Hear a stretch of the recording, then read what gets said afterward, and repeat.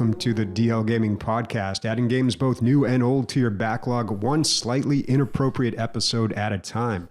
My name is Bobby, and this week I got slimed. Joining me today is Amanda. And I'm bringing you that peak gamer variety performance because the spice must flow again. So we're talking Dune again. And also Taylor. I may have been gone in person, but I was always here in spirit. Yeah, you're back. It's good to have you guys back. Christian is not joining us this week, but he'll be back. But first, let's talk about the games we're going to be discussing this week. I am going to be talking about Slime Rancher, and Taylor, you're going to be talking about a few different games that you've been playing with your cousin, and Amanda, of course, Dune Awakening, still playing that. Awesome. So let me kick it off with what's new. Emilio left the show a few weeks ago, which was rough, and Nick has not been on for a long time. And in their absence, I guess I'm the guy that's got to bring up Magic the Gathering now. So I'm not going to get too deep into it, but I did want to mention that I picked up the Final Fantasy VI Commander deck for Magic the Gathering. Now, Final Fantasy VI in the US was called Final Fantasy III. And it is the only Final Fantasy game I've played, and it is somehow one of my all-time favorite games. Like, as a child, it was my favorite game.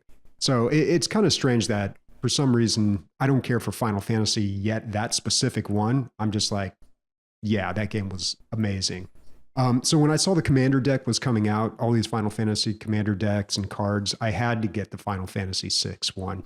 And yeah, I got to try it out last night. I met up with Emilio, played some Magic. It's a good time. It's a little more complex of a deck, and I'm still kind of learning Magic, but it was good. But really, it's just cool to see these characters again. And the art, of course, is amazing.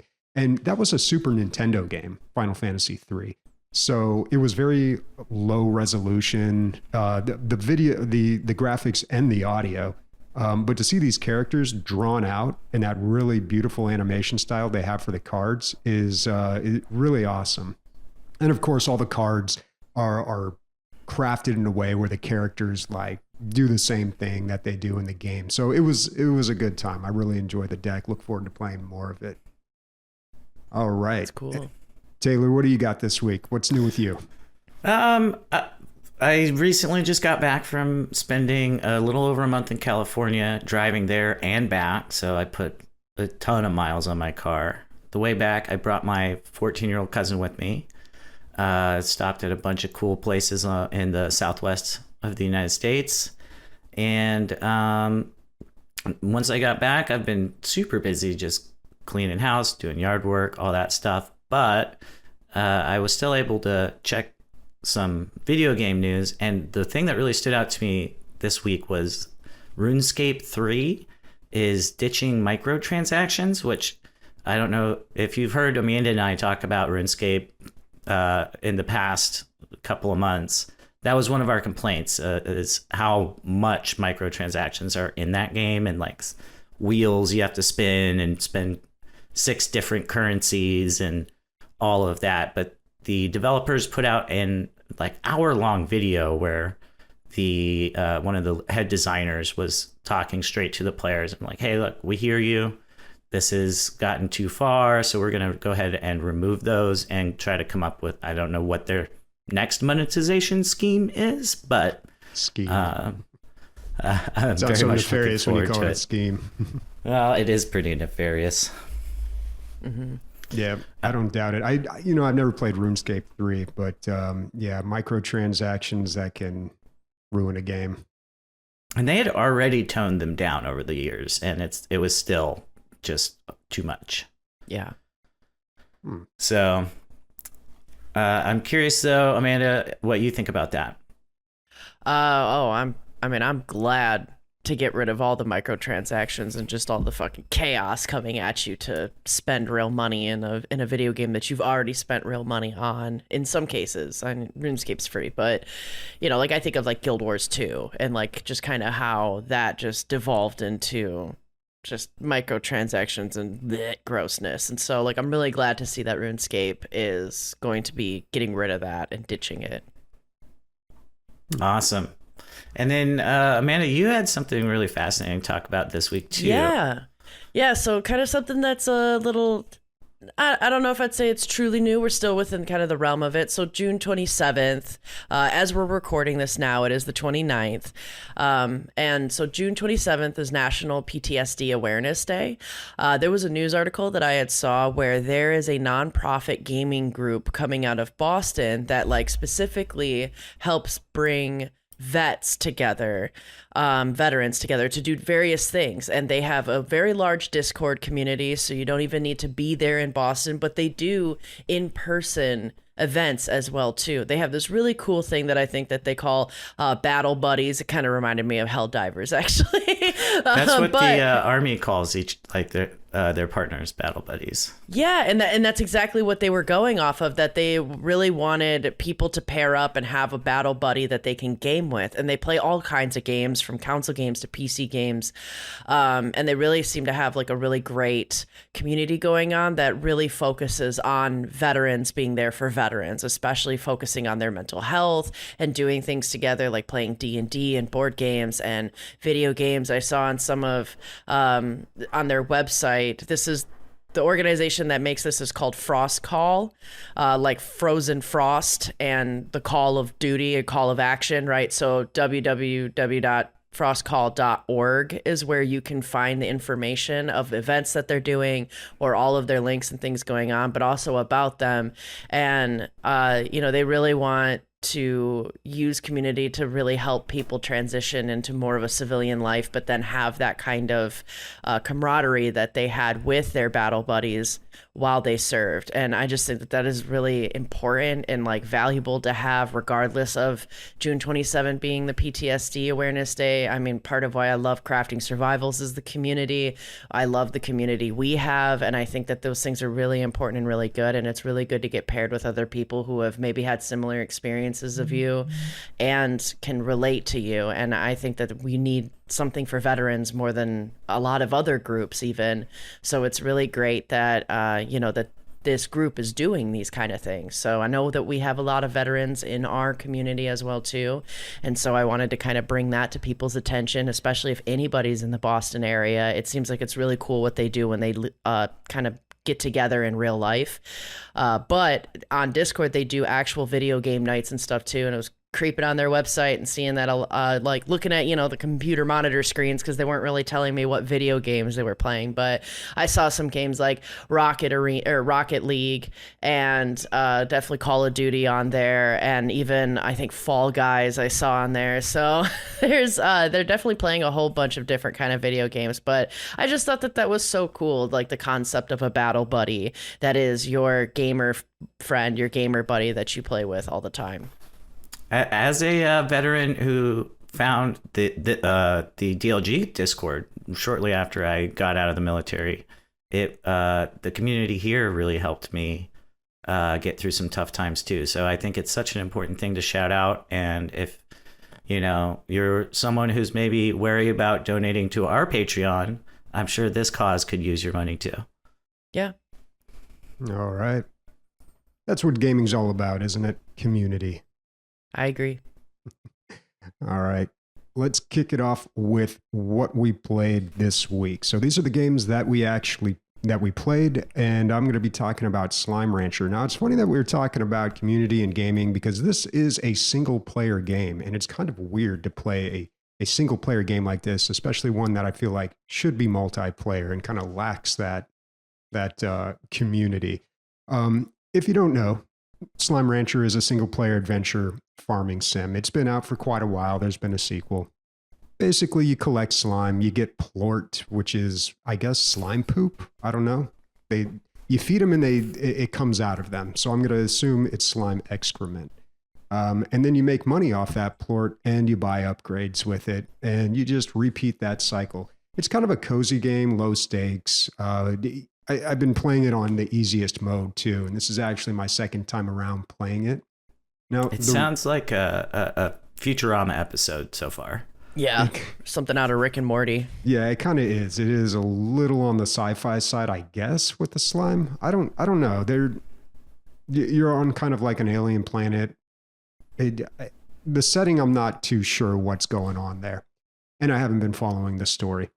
But what's interesting about this game is I was looking for something to play with my girlfriend. Now, we got really into Stardew Valley a long time ago. She doesn't play a lot of games. So I was showing her all the different farming sims, everything that I thought was similar to Stardew Valley in some way. And this was the one game that she really just liked the look of. Something about the Steam page appealed to her. So she wanted to check it out. And it was a single player game. So I was like, we can't play it together, but I mean, we can definitely check it out and see if you like it. And it's kind of a big deal because this is the first time that she's played a 3D game, like from a first person perspective. You know, Stardew Valley is top down. She used the directional pad. It's pretty easy to move the character around and figure things out, but she's always had a difficult time with navigating a 3D space. Like if you've never played a video game, that's kind of like a pretty overwhelming thing to do, especially with the controller if you've never used that. And it was difficult. We tried this in the past and it has not gone well, but she really liked this game. So she kind of pushed through, and it's not like you can die. You can fall off into the water. That's about the only way you can die on easy mode in Slime Rancher. But she's gotten really good at it. So this kind of opens up the door to a lot of other games now. So I'm excited about that. But the single player has been a problem. What we've been doing, and this is kind of old school, we've been passing the controller back and forth. So she'll play for a while and then like she'll have to go do something. So she'll just hand me the controller and I'll play for a while. And it's kind of fun because I remember playing a lot of old Nintendo games like that because multiplayer is, I don't know, multiplayer to me still feels like kind of a new thing, or at least not something part of the games of my childhood. It definitely not on like old consoles. So I mean that's been all right. But you know, I'm running into the same problem with this game that I did with Stardew Valley, where we kind of finished the first Slime Rancher. I picked up the second one and she started playing that. But the first Slime Rancher, much like Stardew Valley, it's hard to tell when you've beaten the game. It's kind of just when you like saturate the content, I guess, or you reach a point where you're just like, I've done everything that I want to do in this game and I just don't want to play it anymore. And this seems to be a common thing in these farming sims or these adventure games like this, where it's just they don't have a definitive ending to the game. So I don't know. I don't know how you guys feel about that. To me, it's like I have a category in my Steam library that's called completed. So when I finish a game, I mark it as completed and like, oh, those are all the games I beat. It's kind of like nice to check it off the list, you know? But I don't know how to do that with a game like this. Like I haven't marked Stardew Valley as completed. I probably could because I've done just about everything I could in that game except for those like really hard end game quests that I don't know, basically is like achieving or getting every achievement. And, you know, some people may consider like getting the achievements, like completing a game like this, but I don't know. How do you guys feel about games that don't really have an ending? You're probably not as like meticulous as me about like checking off that box though, right? I'm in between, and I guess in a way it kind of goes back and forth. I'm sorry, that sounds a little like a non-answer, but sometimes I am super analytical and the science side of me loves checking boxes, finishing things and stuff like that. But then there's a huge creative side of me that's kind of like, okay, well, in a way, I actually really appreciate that there is a space in video games out there that are sandbox enough that you decide when it's done, or you decide to like revamp it and do it all over again. So many of the people that I work with are some of the biggest Stardew Valley nerds I've ever seen and ever come in contact with, and just have like thousands of hours in this game, which is wild. And what they'll do is they look at it as like it's never to be completed, that they'll always go back and do it differently to see how different they could do it. And so like I feel like you're absolutely right that like with Stardew Valley, a lot of the farming sims, even I'd argue with a lot of the crafting survivals that I love to play too, how do you know that you have completed the game? To me, I would look at it as getting all the achievements. That's how I would check off all the boxes with it. But even then, it's kind of like with these kind of games, completing it is when you decide to put it down and move on to a next game. In a sense, you've put in the hours, you put in the time, you certainly understand the game and have beaten enough of it to know that it's for the most part completed. But on one hand, the completionist side of me in ways kind of hates it because I'm like, I don't know. But then the other side of me that appreciates the creativity of it kind of loves that they have it open-ended like that too. So I don't know, it's great, it's complicated, right? But to me, I would think of completing it as achievements. I like an ending, a definitive ending. My favorite genre is RPG games. They always have endings, generally multiple of them. I like seeing what the different endings are. I want a good sense of closure.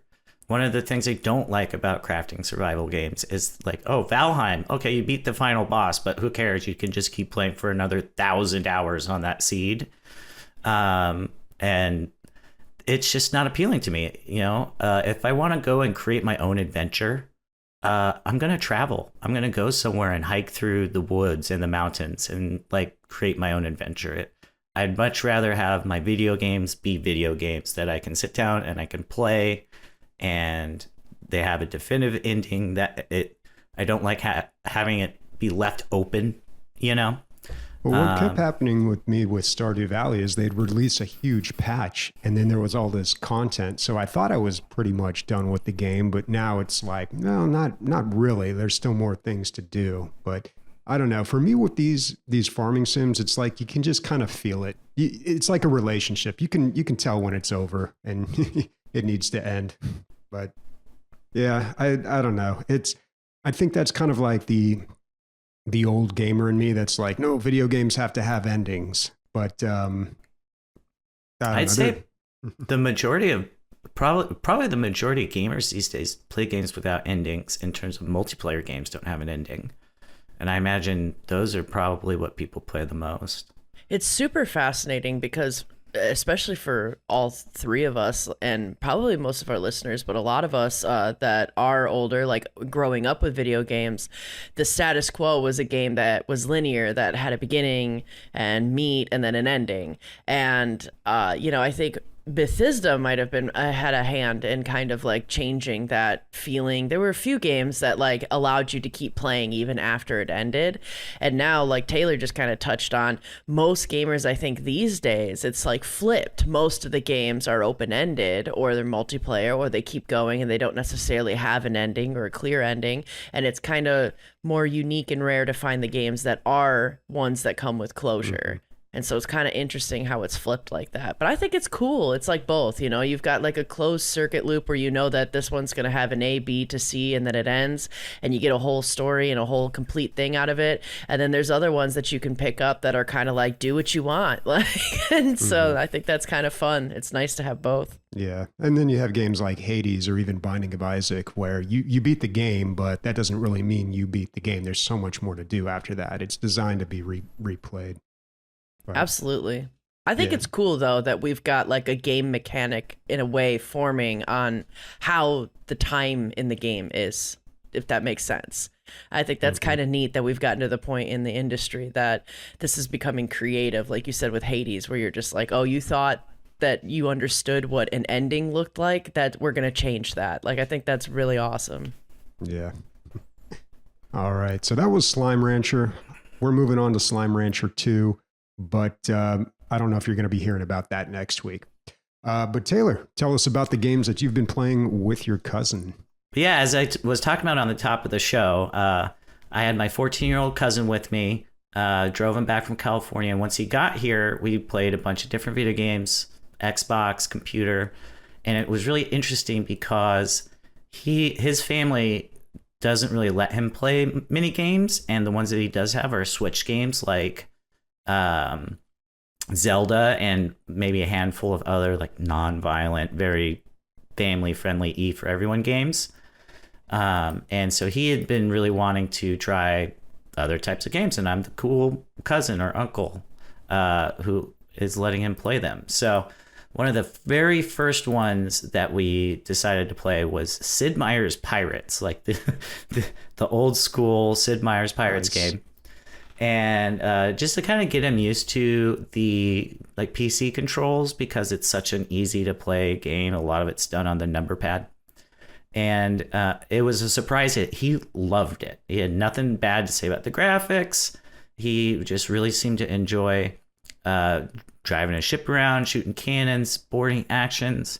The one aspect of that game that does not hold up, in my opinion, is dancing with the governor's daughter.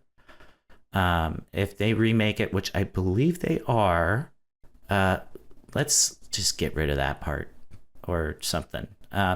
But really surprising that a 14-year-old was into like a 25-year-old game and just loved it. We also got into some Batman Arkham Asylum.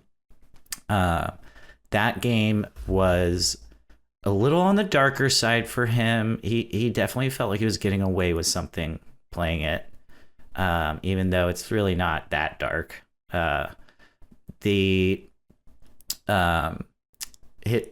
Watching him try to figure out the like jumping up on the gargoyles and coming down and wrapping people up and using the combos, that was really fun. He really struggled with it at first. He could just basically do punch, punch, punch, punch, punch. And then it was similar again in Halo Infinite, which we played some together, and Marvel Rivals. But man, that kid learns fast. It made me feel like I'm getting older because I don't learn games that fast. Then the one thing about Halo Infinite, though, that is a complaint. There is no split screen. Every other Halo that I've played had local co-op split screen, and Halo Infinite does not. So it's like, why do I have a 75-inch TV and an Xbox if I can't sit there and play Halo with my friends? But I just, at the end of the day, getting to introduce a teenager to PC gaming, to more robust gaming in terms of different types of experiences and stories and genres, it was really quite a lot of fun. And I could see myself wanting to do that as like a job. Like middle school should hire someone to teach kids how to play video games, in my opinion. But what I wanted to know from y'all, like, and it's odd because you were essentially touched on this in your segment, Bobby, about getting your girlfriend to play Slime Rancher and Stardew Valley. But what other kinds of experiences do you all have with introducing gaming to your loved ones, your friends, your family? Yeah, I guess I did kind of talk about that already, where I talked about how I introduced my girlfriend to the Slime Rancher. But I'm trying to think of other situations, especially kids, they soak things up so quickly, like they just absorb knowledge. So video games are all about learning, and kids are just so receptive towards that. Plus they're super fun and addictive. But so it seems to be kind of a natural fit. What's interesting though, like you mentioned that he was maybe a little bit sheltered, not exposed to a lot of this stuff. And I feel like my parents tried very hard to do that with me too, because when we got our first console in the house, the Nintendo, the first game they got was Win, Lose, or Draw. Now, this was a TV show a long time ago, back in like the early 90s. And it's basically Pictionary, where you get a word, you have to draw it, and everyone guesses what that word is based on your drawing. Doing that in a Nintendo game is not that great. It's not a super fun experience. So, all my friends are playing Super Mario Bros. And I get this super family friendly, boring game. But, eventually I did end up getting all sorts of inappropriate games. Well, not inappropriate, but ones that violent video games. I found my way to the violent video games. Yeah. My first Nintendo game was Wheel of Fortune, and my mom always credited that with helping me learn to read. I think one of my first game exposures, just in general, was pretty sure it was called Garden of Eden. It was basically a Oregon Trail, but for Jesus. So, but thankfully, my cousin had downloaded Doom, so I just had to wait for my grandpa to fall asleep, which took about 15 minutes, and then I would just load up Doom, and so it was much better. But yeah, I think for introducing people, in my experience, I'll try and instead of introducing a lot of children, I find myself introducing a lot of older folks to video games. And I find that doing something that's more of like a community party, like Mario Party, Mario Kart, these kind of games, like the Switch really excels with these kind of things of getting people that normally wouldn't play video games to play and try them. And otherwise, I feel like a lot of times Sims works really well in my experience with some people because they get to design and build houses and stuff. And so that's a nice like entry point to gaming as well too. But typically in my experience, I've been able to get people that wouldn't normally play video games to play things that are much more in-person, communal, and kind of couch co-ops, which really excel. See, my favorite thing was always, especially in high school, I would introduce people to my gaming PC. Like people that only had Nintendos, only had, an Xbox or something. I'd have them come over to my house and we'd play whatever game was popular at the time on my computer. And I converted a good number of folks into PC gamers that way, especially loaning out discs because you could back then. So that was always my favorite, was to get those dirty console players into PC gamers. I feel like The Sims did that for a lot of people. That was a game that really grabbed a lot of non-gamers, I think. For sure. All right. So Amanda, why don't you tell us about what you've been playing this week? Yeah, something I'm sure nobody's heard about. I've been mostly playing a ton of Dune Awakening still. I feel like the summer is usually a pretty busy time for everybody, and including myself, certainly. But I feel like I'm able to still just get in a little bit of time here and there with Dune Awakening. So for anybody who's been sleeping under a rock and doesn't know what it is a crafting survival in the Dune universe. It's pretty, I think, adjacent to like the books and the movie from what I've been seeing so far. There's familiar names that you're gonna recognize if you know the lore, but there's also been so many people that I've been playing with that have no idea what Dune is about whatsoever, any of the lore, and they don't care, and they are playing this game like it is water to the Fremen. It is amazing. So I do have an update, I suppose, talking a little bit of a description. They've completely changed, in a sense, how they've done PvP, which I think is really notable to talk about. Originally, you would work your way up in the PvE zones, and only this very specific location in each zone, it's typically a crash site, like a massive spaceship that has crashed. That's a PvP zone, except for the first zone. However, the PvP area now that's called the Deep Desert.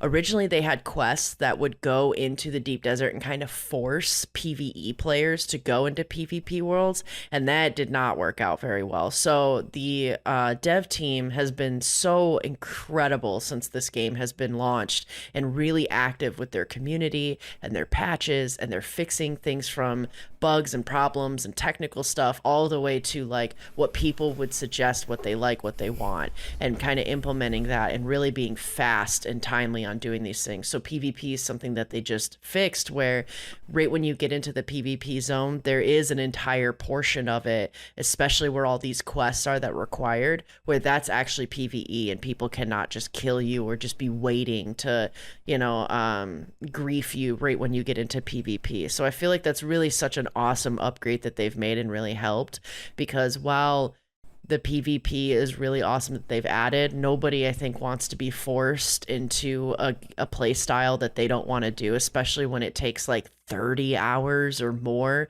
to even get to that part. So I'm really glad that they're doing that. But to me, something that why I'm probably going to keep playing this game for quite a long time is because I think, and I know that in our crafting survival episode, when we first talked about Dune Awakening, Bobby brought up this beautiful point that I completely agree with, which is essentially that games that a lot of crafting survival games make you feel like you can't touch grass or you can't put the game down. You can't go to sleep. Like, how dare you function and be a human being? If you go pee, somebody's going to destroy the 20 hours of work you just put in. And I hate that. I can't stand that part either about crafting survivals. I feel like it's really unhealthy.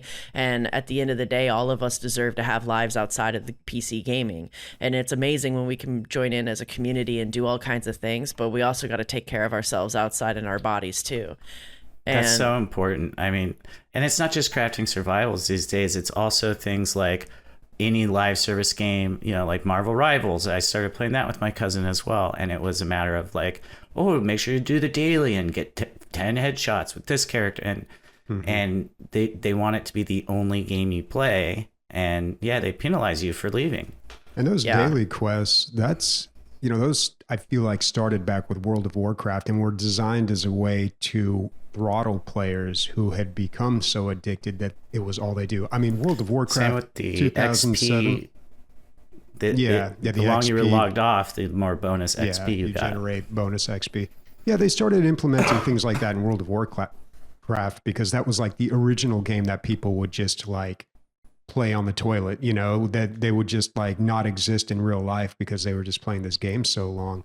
And it's nice that they did that, but I always looked at those daily quests as kind of a band-aid because really it throttles them, it slows them down, and it kind of frustrates them because what they ended up doing in World of Warcraft is just creating another character. And okay, I'll do the dailies on this character.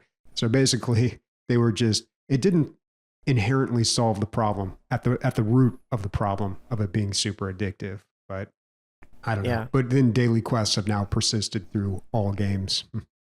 Oh, for sure. Yeah, it's Battle in a lot of them and all kinds of things. But to me, I think what I like so far from what I'm experiencing with Dune Awakening is that, you know, I do feel like I can just put it down, put it away. I left for like almost a week and not really playing it that much. And when I came back, it was like as if I just put it down. Like I was right back to where I was, which was good. And I do think some of this, like I can accredit to our guild that we have going on in Dune Awakening. You know, we're 20 people strong, and everybody's kind of on these different levels. And yet I think what's really the through line for everyone is that we're just enjoying this game so much that even I'm noticing the people that are further along really genuinely don't mind going to like zones they were previously at to play with their friends because they're still getting good resources. They're still getting really good experiences, and they still have contracts and different things that they can do in that zone to actually still line up with their buddies. So when we talked before, and one of Bobby's gripes about crafting survivals, how you feel like your friends are so much further than you, I also don't really feel that in Dune Awakening so far, or still don't. Now there is definitely a group that has surpassed me, and I still don't feel like I am trying to catch up to them. I feel like we're balanced out pretty well in all the zones still right now as the guild. And there's a lot of people that have been playing every single day for multiple hours a day, and we're all still able to link up and stuff. I think that really goes to show how this is a very unique kind of crafting survival, at least in my opinion, that I really like. And I love that it's in such a good IP as well too. I really like that I feel like I can actually go and touch grass, that like tonight I'll be able to log on and check my stuff. I think a lot of that is because you can take your base and you can fuel it, and the fuel goes a long way. So it'll show you in your like subfief how long your stuff's protected, how long that power circuit's going to keep going, how well your stuff is going to still keep maintaining and sustaining even while you're gone. And it's really easy to achieve like 15 days until power down. So like you have a lot of time and a lot of buffer, which is really nice. But of course, I think part of the crafting survival grind of what makes you feel like you can't put it down is PvP. So, and I truthfully still don't have a lot of that because I like playing this game as a more PvE kind of game. So all I'm getting at is at this point, Bobby, guild is at 20 out of 32. Can we make that a 21 out of 32? I'm trying to get 32 people on Dune Awakening, which would be great. And I mean, wow. Taylor, is there anything you can add that might convince Bobby to join in? Well, you know, so far I'm not terribly far into the game, but what I do enjoy especially being part of our guild on our DLG server, is that I don't have to do a ton of crafting and construction beyond kind of basic stuff, because I don't enjoy that aspect of most games of the crafting survival genre, which is kind of funny to say about crafting survivals, that you don't enjoy the crafting or the survival, but I enjoy playing with friends, and that, I would say, Dune Awakening is doing a great job. And they've really integrated the actual gathering and all of those game mechanics and justified it through the lore quite well. It's not just like, yeah, go chop down some trees because, yeah, chop down trees, I guess. I don't know. Here's a stone axe.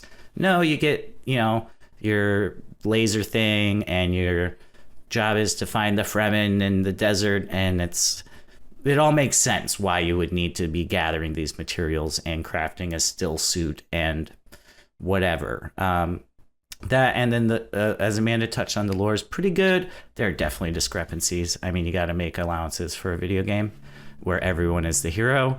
But as a fan of the lore and has read most of the books, that has been fun to see kind of what they're pulling from.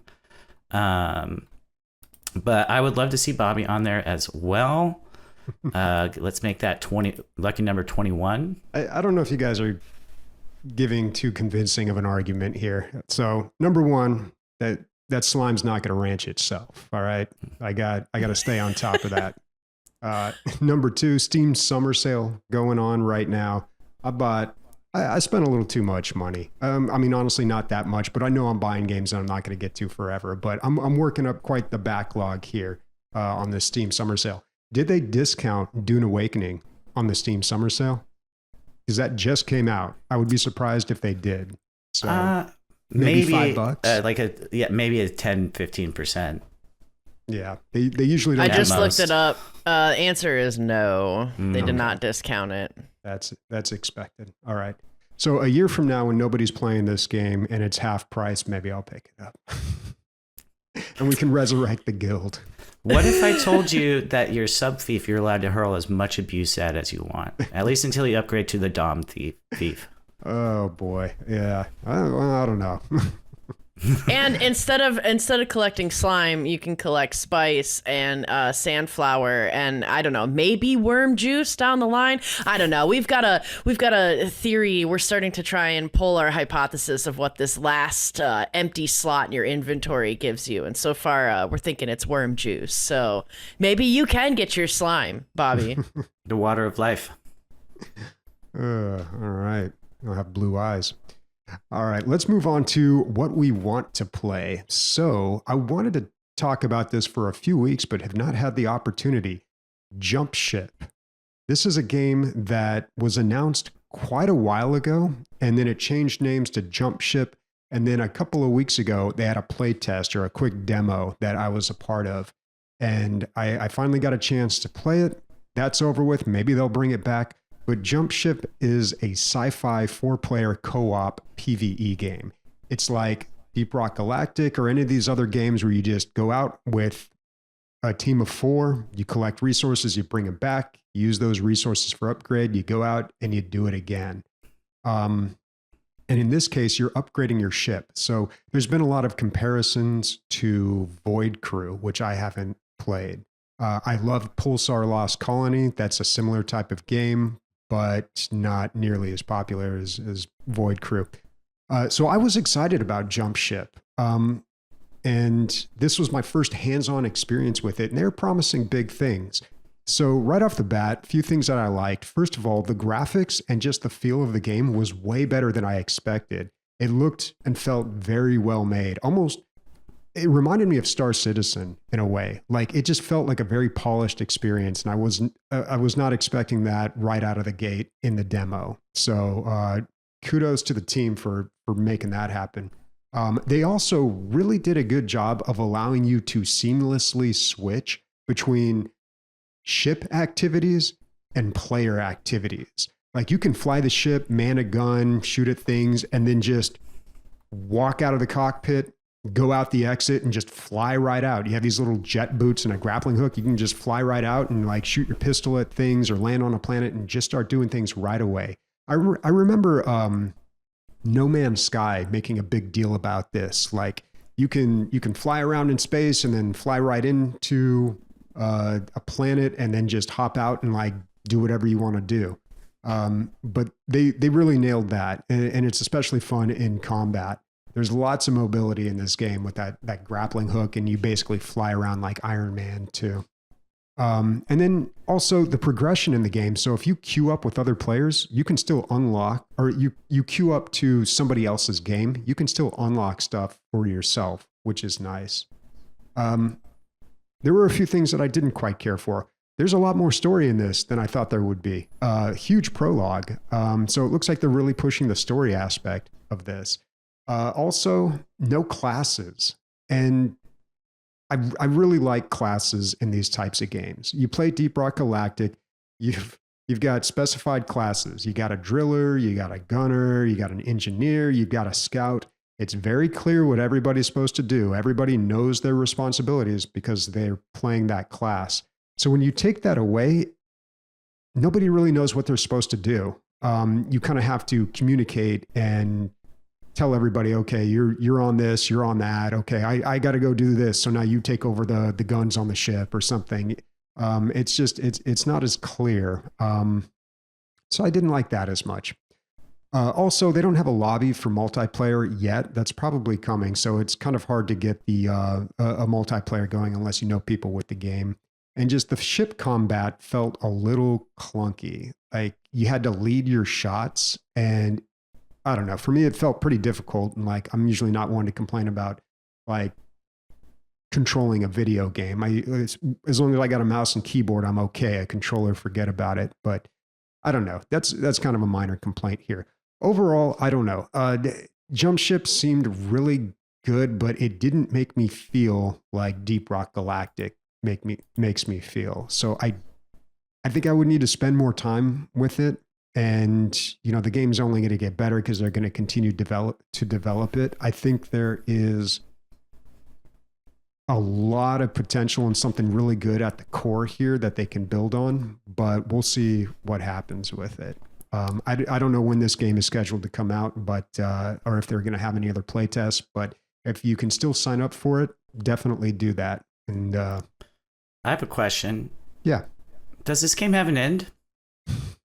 That's a good question. Probably not. Although important. with the story, I bet they have some ending to the story.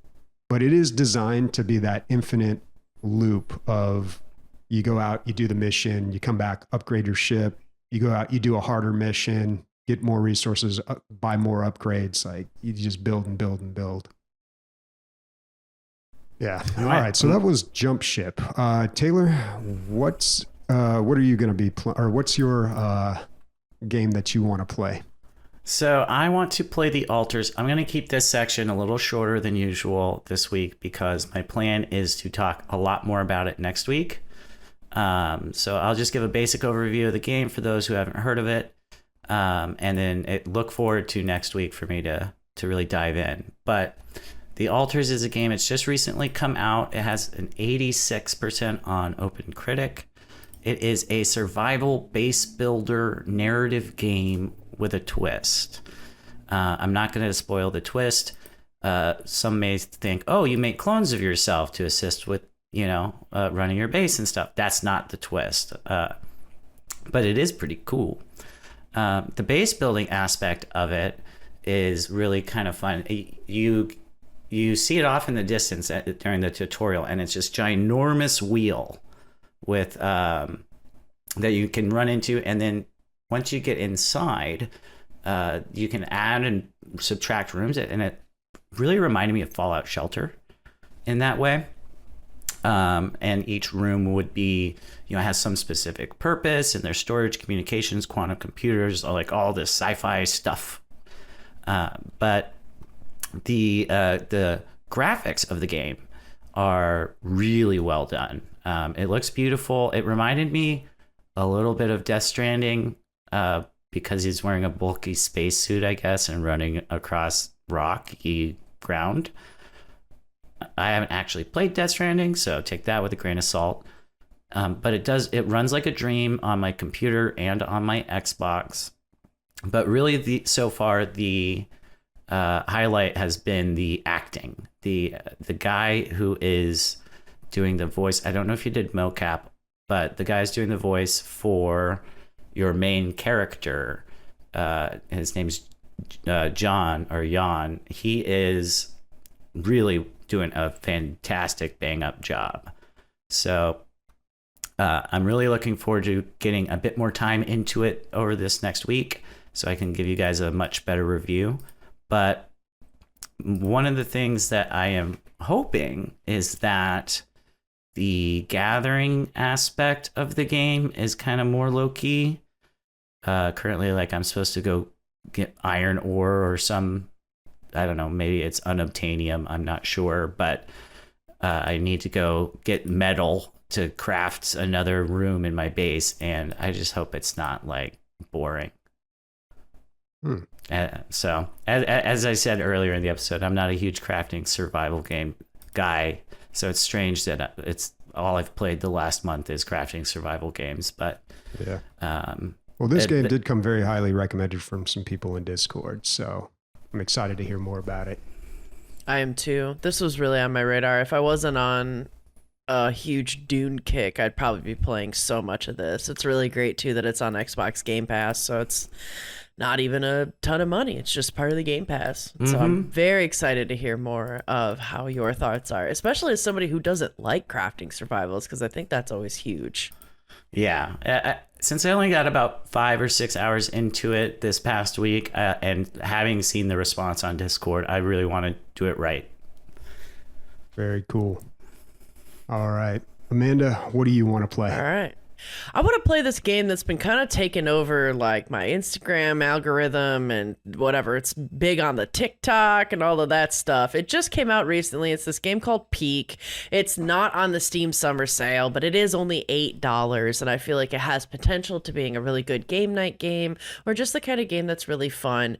It's like brought to you by the people that made Rounds, and it's made by 2 different companies that had met at a convention. Ironically enough, Aggro Crab is one of them, and they're centered out of Seattle, and then Landfall is centered out of Stockholm, and they put it together. But it's really kind of interesting because Landfall specifically to me is like a really interesting kind of company where they do these like multiple game jam sessions. They get people to get together and just come up with something for a few weeks and then publish it and see what sticks. And that's kind of what they did with Aggro Crab, where they like worked with them for a while and made this game in a month, and they made Peak.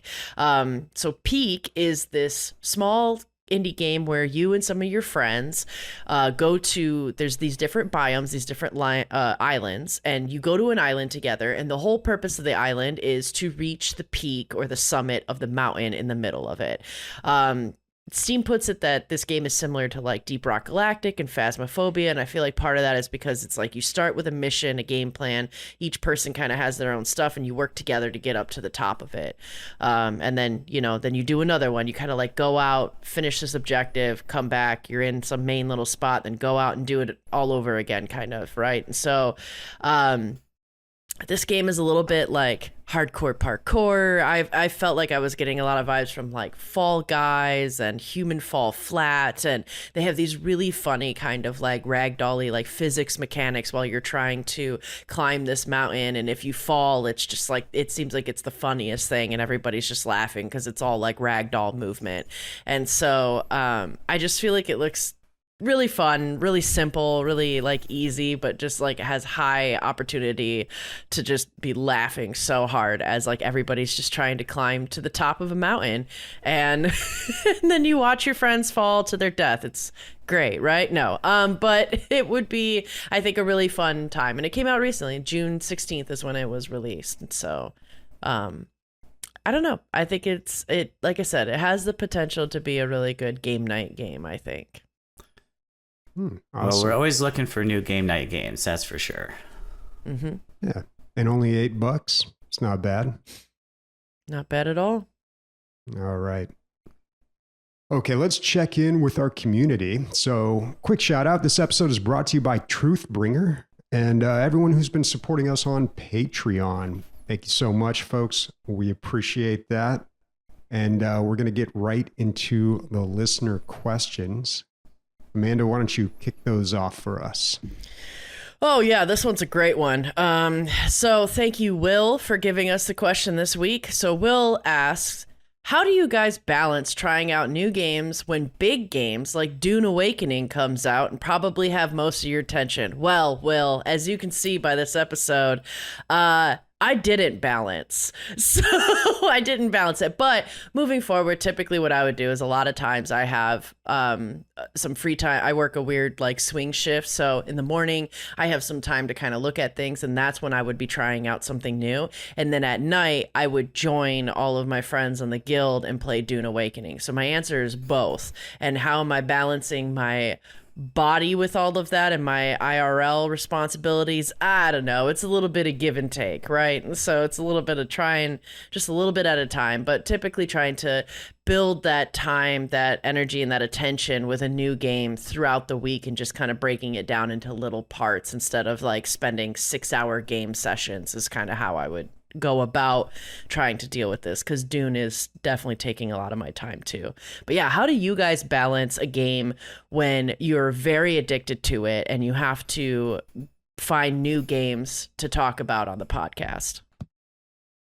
I'll normally put a calendar event in, and generally I try to do it for middle of the week, middle of the day when no one else is online. One of the advantages of retiring at 19. So I can, 1 p.m. on a Tuesday, not a big deal. So I'll put in, time to play the altars for 3 hours or something like that. Although it doesn't always happen. Like this last, Saturday or yesterday, from when we're recording this, I had it in my calendar, play the altars for a few hours. Then I just played Dune. So, I was also struggling with that, but part of it was because I hadn't had the opportunity to play with the main crew before. So when I was out of town, so logging in on a weekend to see who all was in the guild and see what was going on was a lot of fun, and I'm glad I did it. It's actually very rare for me to be playing these big games day one release. The last time I can think of that happened was Diablo 4. And when did that come out? Like over a year ago.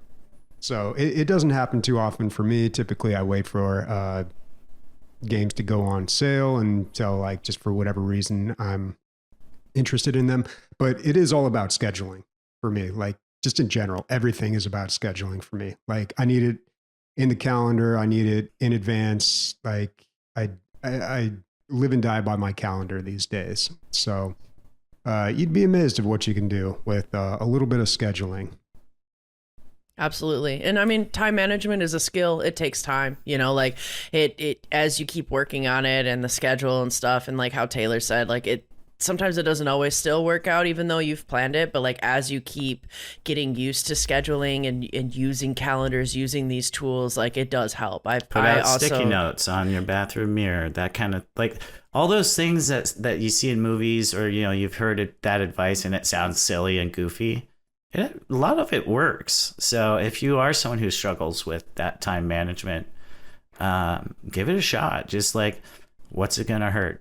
It's going to cost you $1 in sticky notes. Well, part of it also is knowing when to stop playing too. I think that's actually the real trick is curbing that addiction when you're totally hooked on one game. And I'll be honest, like we've been doing this for a while, the podcast itself, and then like playing video games. So I've kind of seen it all. Like I don't want to sound like I know it all, but like when I play a game, I'm just like, all right, I see the addictive pattern here. And because I'm more aware of it, like I'm less susceptible to it. Like I've been through the ringer a couple of times with WoW. Like I've been through that cycle. And it's just like, after that, it's like, I don't get as hooked on games as I used to. So it's a lot easier for me to put them down. I think that comes with age and experience though. Well, and so many games these days include punching trees. So yeah. Yeah, what I will do to help, because you're so right, Bobby. Like I think it's almost as if not more important to know when to put the game down, so then you can finish the other things, so that way then down the line you actually will have time to keep playing the game that you want to play, or have time and space for a new game to talk about. What helps me is like I'll sit there and be like, okay, well, I only have an hour to play Dune, so I'm gonna actually make an alarm on my phone that will go off to like remind me to stop playing Dune. And that has helped out a lot as well too. There are a lot of tools, especially this day and age, where a lot of people know that things can get so distracting and addicting. We've got all kinds of like AI tools even to help people stop doom scrolling. I've got like a timer limit on my Instagram, so that way I'm not just sitting there staring at feeds all the time and like all these different reels. And so really utilize like a lot of the tools that are out there. Also would be, I guess, unsolicited advice on time management. I don't know if this is unhinged or not, but I have 2 office chairs. One of them is much less comfortable than the other, and if I need to not play all day, I sit in the less comfortable chair, so I have to get up. That's really smart too, actually, and that's utilizing tools that are going to help. Interesting. I don't know if I got room for 2 office chairs though. All right, Taylor, why don't you let them know where they can find us? Yeah, so of course you can always find us on our Discord, and I'd love it if you showed up there. We've gotten a lot of new people join recently since we started the Dune server. You can always find us on our website, dlgaming.net. Please excuse our website a little bit. We're in the process of fixing it up, but the links still work and everything still works there. I wanted to make sure everyone knows that game nights are back now that I'm back. So July, we'll be having a game night again. Same with weekly discussions. When I'm traveling, it's just hard to get the time and energy to host these community events. But now that I'm back home, look forward to those. And then I did want to point out, if you're a creative person, maybe you make music, maybe you make art, maybe you write stand-up jokes. I don't know. We have a whole forum section in our Discord for creative people. We want to see what you make. If it doesn't have to be related to the podcast or video games, but those are bonuses. But yeah, we just want to see what y'all create.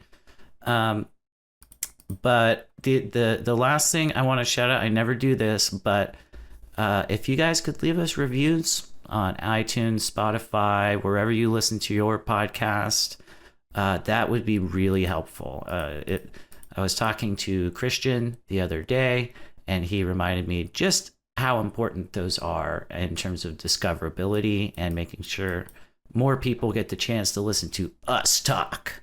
So I wanted to say, just, find us online. We're friendly. All right. We are friendly. Yeah, we got a lot of great people in our Discord, and a lot of people joining us recently too, which has been awesome.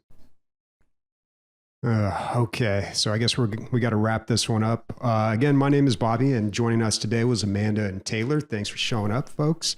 Next week's episode, definitely check in with us. Taylor's going to be playing the altars. Hopefully it's not going to be a clone.